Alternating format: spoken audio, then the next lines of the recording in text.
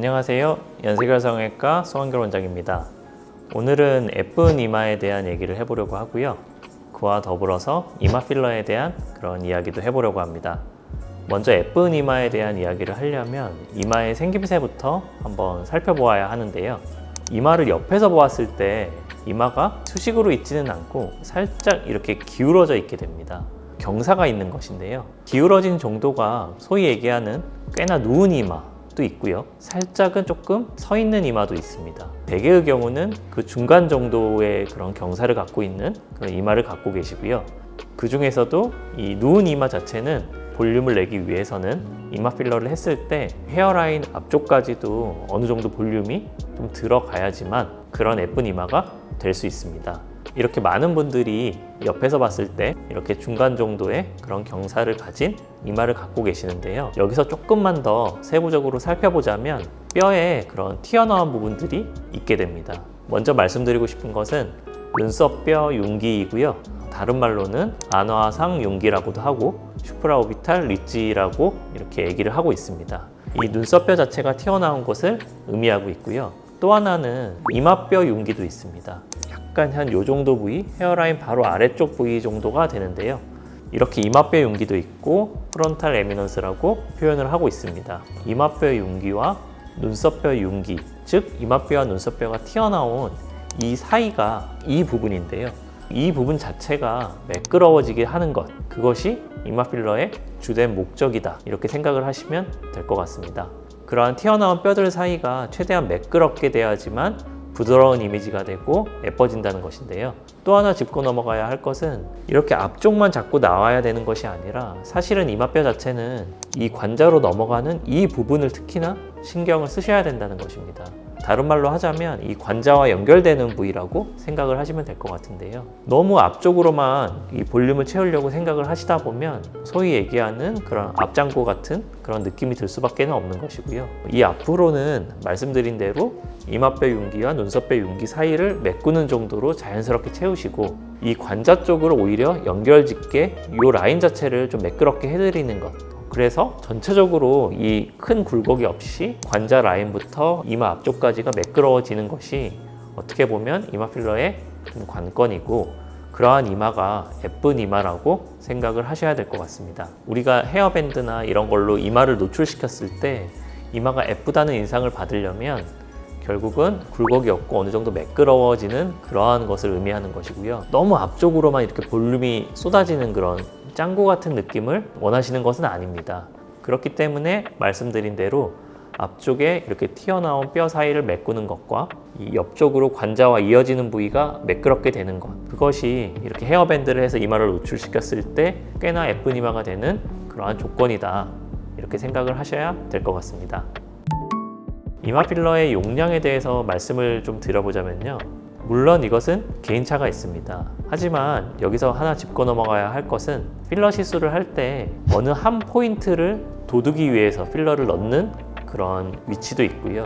또는 이 큰 면적을 전체적으로 볼륨을 자연스럽게 메꾸는 그러한 곳도 있습니다. 이렇게 한 포인트만 볼륨을 내는 곳은 대표적으로는 이런 턱 같은 곳을 들 수 있을 것 같고요. 하지만 이 후자인 전체적으로 볼륨을 이렇게 자연스럽게 내는 곳은 대표적으로 이마 부위가 있습니다. 저는 환자분들한테 설명할 때 이렇게 시멘트로 미장을 하듯이 얇게 바르는 그런 느낌으로 시술을 해드린다, 이렇게 얘기를 드리는데요. 즉 어느 한 특정 포인트가 딱 볼륨을 일으켜서 올라오는 것이 아니라 얇게 필러가 이렇게 시멘트 미장을 하듯이 펴바르듯이 이렇게 들어가서 볼륨을 내는 것이기 때문에 실질적으로 어느 정도의 그런 용량은 필요합니다. 그게 다른 부위와의 좀 다른 점이라고 할 수 있을 것 같고요. 저는 개인적으로 물론 개인차가 크지만 4에서 한 5cc 정도는 하셨을 때 어느 정도의 약간의 그런 볼륨을 낼 수 있다, 이렇게 말씀을 드리고 있습니다. 4에서 5cc라고 한다면 정확히 수치를 말로 표현하기는 어렵지만 대략 숟가락으로 물을 이렇게 한 스푼 떴을 때 2스푼 정도? 그 정도 느낌이라고 보시는 게 맞을 것 같고요. 그러한 용량으로 이렇게 이마 필러를 한다면 어느 정도 자연스러운 볼륨을 내는 정도인 것이지 엄청 짱구가 되듯이 볼륨이 나올 것이다, 이렇게 걱정은 미리 안 하셔도 될 것 같습니다.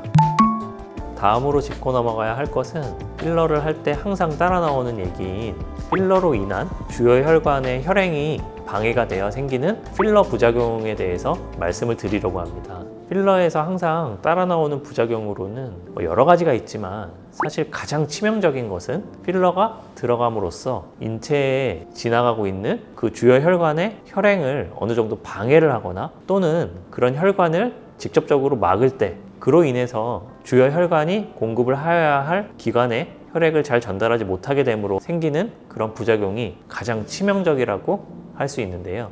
대표적으로는 그런 주요 혈관을 막아서 생기는 피부 괴사라든가 또는 주요 혈관이 만약에 눈으로 가는 그런 혈관이라면 그 눈 쪽으로 가는 혈관을 막아서 생기는 실명까지도 들 수가 있는 것입니다. 물론 이것은 굉장히 드문 일이긴 한데요. 이러한 것들을 이마 필러에서 주의를 하셔야 될 부위가 있는데요. 그것은 바로 이 미간 부위입니다.